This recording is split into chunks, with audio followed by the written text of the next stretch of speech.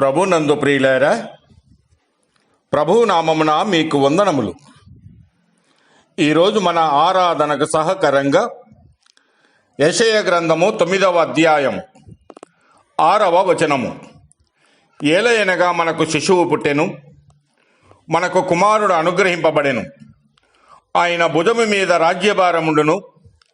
ఆశ్చర్యకరుడు, ఆలోచనకర్త, బలవంతుడైన దేవుడు, నిత్యుడగు తండ్రి, సమాధానకర్తయగు అధిపతి అని అతనికి పేరు పెట్టబడును. గమనించండి ప్రియులారా, మన ప్రభు అయిన యేసు క్రీస్తు యొక్క శ్రేష్టకరమైనటువంటి గుణగణములను ఇక్కడ మనము గమనించవచ్చు. ఆయన బలవంతుడైన దేవుడుగా కనబడుతూ ఉన్నాడు. అనగా ఆయన సర్వశక్తి కలిగిన దేవుడు, మాటతోనే సమస్తము చేయగలడు. ఆయన బలము, బుద్ధిని, జ్ఞానము మనము ఊహకు అందనివి.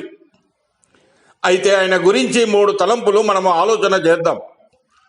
మొదటగా ఆయన బలవంతుడైన క్రీస్తుగా కనబడుతూ ఉన్నాడు. ఆయన బలము ఎక్కడ ఉంది? ఆయన తన బలము చేత భూమిని సృష్టించెను. అలాగైతే ఈ సర్వ సృష్టిని చూడగా ఆయన ఎంత బలవంతుడో మనము అర్థం చేసుకోవచ్చు. ఆయన ఎదుట ఎవరునూ సరిపోరు. అందరికంటే శ్రేష్ఠుడు, దూతల కంటే, మానవుల కంటే ఆయన బలవంతుడు. అయితే లోకరీత్యా మానవుని గమనించినప్పుడు మానవుడు బలహీనమైన వాడుగా కనబడుతూ ఉన్నాడు. నిజమే ప్రియులారా, మనం ఇంకా బలహీనులమై ఉండగా, మనము దేవుని యొక్క ప్రేమను మనము తిరస్కరించిన వారమై ఉండగా, మనం భక్తిహీనులమై ఉండగా, ఈ లోకములో మనం పాడైపోయి నరకమునకు, నరకాగ్నికి సిద్ధముగా ఉన్నటువంటి వారమే. అయితే దీనికంతటి కారణము మన పాపమే. పాపమును బట్టి పాపము మానవులని దేవునికి దూరం చేసింది. అంత మాత్రమే కాకుండా దాసునుడుగా చేసుకుంది సాతాను. మనము శిక్షకు గురి కావలసిన వారముగా ఉన్నాం. అయితే ఇటువంటి వారిని రక్షించడానికి ఆ దేవాది దేవుడు ప్రభు అయిన యేసు క్రీస్తు ఆయన మానవ శరీరమును ధరించుకొని ఆయన ఈ భూలోకమునకు శరీరధారిగా వచ్చాడు. ఆయన ఎందుకొరకు ఈ లోకమునకు వచ్చాడంటే, పాపము చేత పాడైపోయినటువంటి మానవుని విడిపించడానికి ఆ ప్రభు బలియగుటకు ఈ లోకమునకు వచ్చాడు.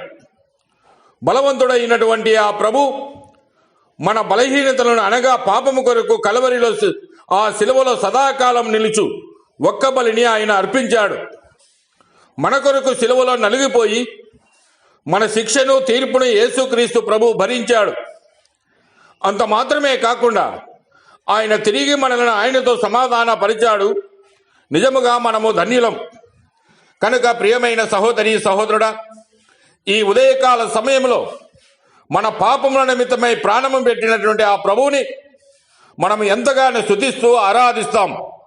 దేవుడు మిమ్మల్ని దీవించి ఆశీర్వదించునుగాక.